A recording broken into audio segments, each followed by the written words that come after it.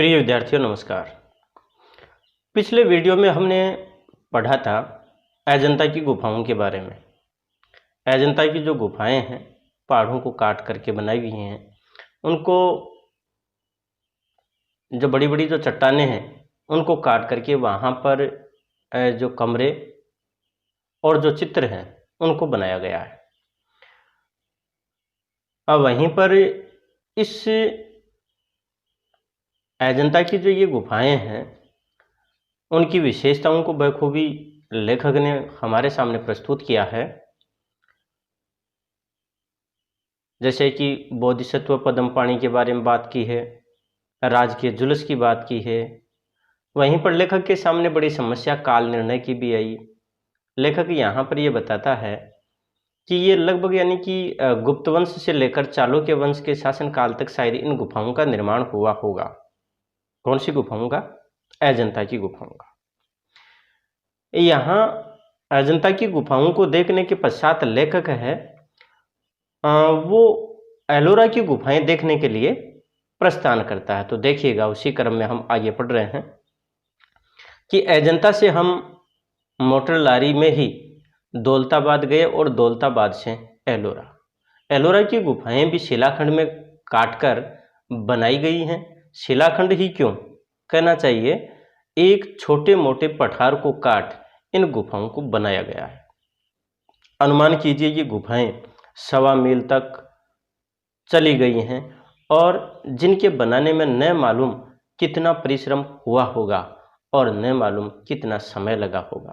प्यारे विद्यार्थियों, यहाँ पर जो एलोरा की जो गुफाएं हैं उनके बारे में लेखक बता रहा है कि इनको भी जैसे अजंता की गुफाओं को जो एक अर्धगोलाकार पर्वत को काट करके और उन गुफाओं को बनाया गया है, उन मूर्तियों को तराशा गया है, उसी तरह से जो एलोरा की गुफाएं हैं वो भी बड़ी बड़ी जो चट्टान है, पत्थर हैं, उनको काट करके ही बनाया गया है और इनकी लंबाई भी लगभग यानी कि 1.25 मील तक चली गई है।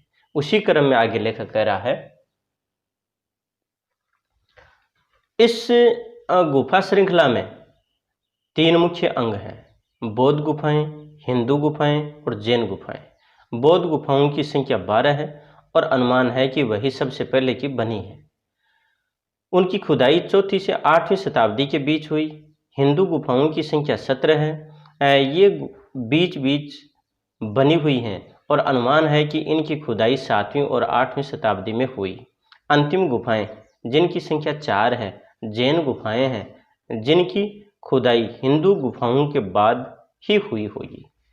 प्यारे विद्यार्थियों, यहाँ पर इन गुफाओं के बारे में चर्चा करते हुए लेखक बताता है कि ये मूल रूप से 3 रूप में है, यानी कि 3 अंग हैं इसके: बौद्ध गुफाएं, हिंदू गुफाएं और जैन गुफाएं। जो बौद्ध गुफाएं हैं उनकी संख्या 12 है और जो हिंदू गुफाएं हैं उनकी संख्या 17 है, जैन गुफाओं की संख्या 4 है। इस प्रकार से कुल मिलाकर के इनकी जो संख्या है वो 33 होती है। यानी कि अजंता की जो गुफाएं हैं उनकी संख्या तो 29 और एलोरा की गुफाओं की संख्या 33। तो यहाँ पर आगे जो लेखक है वो बता रहा है कि प्रारंभिक बौद्ध गुफाएं बिल्कुल सादी हैं, पर 10वीं गुफा जो विश्वकर्मा गुफा के नाम से प्रसिद्ध है, उल्लेखनीय है। 12वीं गुफा जो 3 तल गुफा के नाम से प्रसिद्ध है, एक 3 मंजिली गुफा है। यहाँ पर जो मूर्तियाँ अंकित हैं वे आकार, धार्मिक भावना की अभिव्यक्ति और सजावट की दृष्टि से अनुपम बनी है। विश्वकर्मा गुफा का भीतरी भाग संकरा होता गया है और अंत में 27 फुट लंबा और 15.5 फुट चौड़ा रह गया है। वहाँ पर आसीन 11 फुट की ऊंची भगवान बुद्ध की विशाल मूर्ति है। प्यारे विद्यार्थियों, यहाँ पर जो लेखक आगे इसी क्रम में कह रहा है कि जो बौद्ध गुफाएं हैं वो बिल्कुल सादी हैं और 10वीं गुफा जो है जिसको नाम दिया गया विश्वकर्मा गुफा, ये बहुत ज़्यादा प्रसिद्ध है, प्रश्न भी बनता है। और जो 12वीं गुफा जो 3 तल गुफा के नाम से प्रसिद्ध है, ये 3 मंजिली गुफा है और यहाँ पर जो मूर्तियाँ अंकित हैं उनमें एक तरह से धार्मिक जो भावना है वही प्रस्तुत होती है। और एक तरह से यूँ भी कह सकते हैं कि ये सजावट की दृष्टि से भी अपने आप में अलग हैं, सुंदर हैं। यहाँ पर आगे लेखक इसी क्रम में कह रहा है कि विश्वकर्मा जो गुफा है उसका जो भीतरी भाग है वो बहुत ही पतला है, संकरा है, और अंत में जाकर के वहाँ पर एक 27 फुट लंबी और 15.5 फुट चौड़ी यानी कि उसकी स्थिति रह जाती है। और वहाँ अंत में भगवान बुद्ध की एक 11 फुट ऊंची विशाल मूर्ति स्थापित है। फिर आगे देखिएगा, तीन तल गुफा मनुष्य के सतत प्रयत्न और धैर्य का उत्कृष्ट नमूना है। कितने परिश्रम और कितनी लगन से पाषाण खंड काटकर ये तिमंजिली कलाकृति खड़ी की गई होगी। अकेले अर्थव्य से संभवतः ये कार्य संपन्न होना कठिन था। मुझे इसके पीछे मनुष्य की कर्तव्य निष्ठा और आस्था की झलक दिखाई दी, जिसके बिना मेरे विचार में कोई महान कार्य पूरा करना संभव नहीं। यहाँ पर जो लेखक है वो तीन तल गुफा के बारे में ही बात कर रहा है कि यानी इस गुफा को जो बनाया गया है इसमें वास्तव में एक तो प्रयास और दूसरा धैर्य, ये दोनों चीज़ें देखने को मिलती हैं कि बहुत ज़्यादा इसमें परिश्रम किया गया है और बहुत ज़्यादा लगन से, यानी कि ये जो पत्थर के जो टुकड़े हैं या फिर यूँ कहें कि इन पत्थरों को काट करके और ये 3 मंजिली जो कलाकृति है उसको बनाया गया है। यहाँ पर लेखक ये भी कहता है कि अकेले अर्थव्यय यानी कि धन को खर्च करके संभवतः ये कार्य संपन्न होना बड़ा मुश्किल है। इसके पीछे निश्चित रूप से मनुष्य की कर्तव्य निष्ठा और आस्था की झलक देखने को मिलती है, नहीं तो इतना जो महान कार्य है उसको इतनी आसानी से नहीं किया जा सकता। उसी क्रम में आगे देखिए, इस गुफा में जो बुद्ध की मूर्ति है उसके विषय में एक रोचक बात बताना जरूरी है। स्थानीय निवासी उसे राम मानकर पूजते हैं। इस मूर्ति की नाक और ओठ आदि नहीं है, पर स्थानीय निवासी एक टूटते ही पलस्तर की दूसरी नाक चढ़ा देते हैं। भक्ति का मुझे यह अनोखा रूप जान पड़ा और बुद्धिवादी भले ही तर्क की शरण लें, किंतु मुझे वे स्वल्प बुद्धि वाले किंतु श्रद्धालु स्थानीय जन ही भगवान के अधिक निकट जान पड़े, जो किसी भी रूप में सर्वशक्तिमान को ही पूजते हैं। प्यारे विद्यार्थियों, यहाँ पर जो लेखक है वो महात्मा बुद्ध की मूर्ति के संबंध में कह रहे हैं कि यहाँ पर जो लोग हैं वो उन्हें राम के रूप में उनकी उपासना करते हैं, पूजा करते हैं, और इस मूर्ति की जो नाक और जो होंठ है वो नहीं है। और वहाँ के जो लोग हैं वो क्या है कि जैसे ही, पहली बात तो ये है कि उसकी पलस्तर की बनाई हुई है, अगर वह टूट जाती है तो फिर क्या है कि वो दूसरी जो नाक है वो चढ़ा देते हैं। और ये एक तरह से जो भक्ति का अनोखा रूप वहाँ देखने को मिलता है।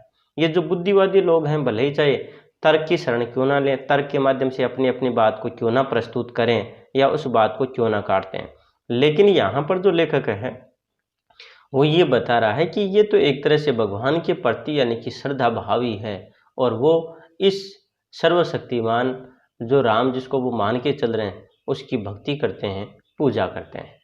प्यारे विद्यार्थियों, आगे इसी क्रम में देखिए कि हिंदू गुफाओं में 16वीं गुफा जिसे कैलाश अथवा रंगमहल गुफा कहते हैं, शिव की गुफा है, किंतु इसमें विष्णु का और अन्य पौराणिक विभूतियों के चित्र अंकित हैं।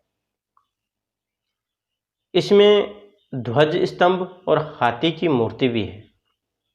प्यारे विद्यार्थियों, यहाँ पर 16वीं गुफा की बात कर रहे हैं जिसका नाम कैलाश या रंगमहल गुफा नाम है, और ये शिव की गुफा है। ये प्रश्न भी है, अच्छा प्रश्न भी बनता है, तो हमें ध्यान रखना है इस बात का। किंतु इसमें विष्णु का और अन्य जो पौराणिक विभूतियां हैं उनके भी चित्र अंकित हैं, और वहाँ पर एक ध्वज स्तंभ भी है, तो वहीं हाथी की जो मूर्ति है वो भी स्थापित है। उसी क्रम में आगे देखिए,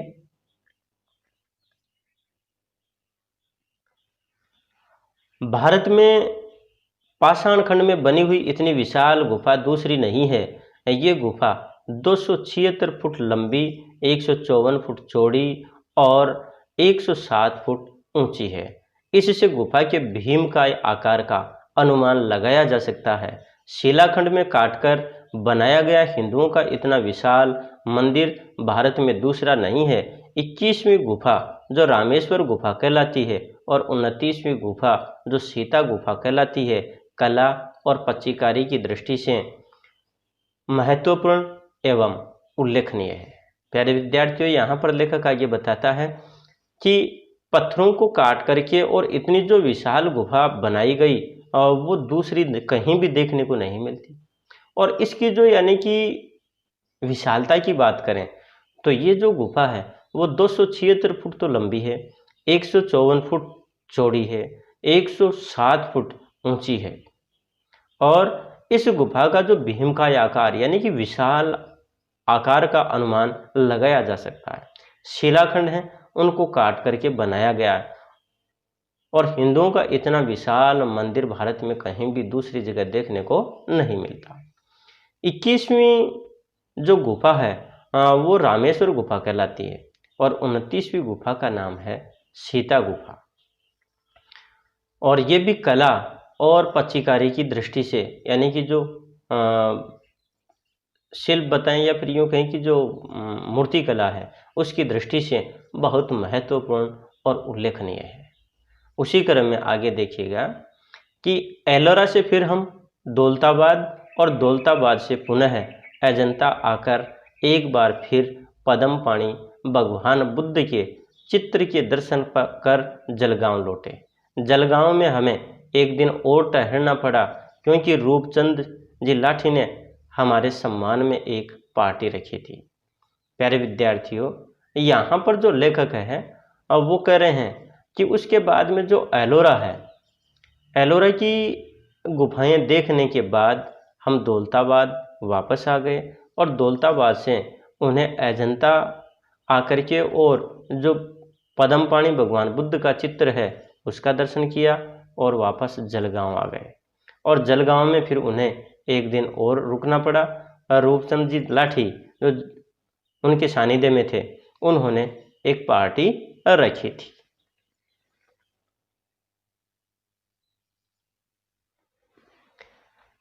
आगे यहाँ पर कह रहे हैं कि जलगांव से हम बम्बई पहुँचे।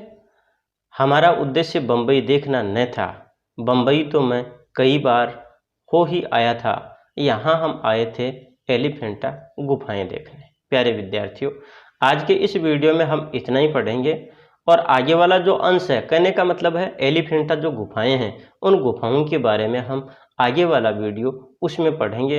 या इस बात को यूँ कहें कि अब से पहले हमने अजंता के बारे में पढ़ा है, एलोरा के बारे में पढ़ लिया है, आगे वाले वीडियो में हम एलिफेंटा के बारे में पढ़ेंगे। और तब तक के लिए नमस्कार, धन्यवाद।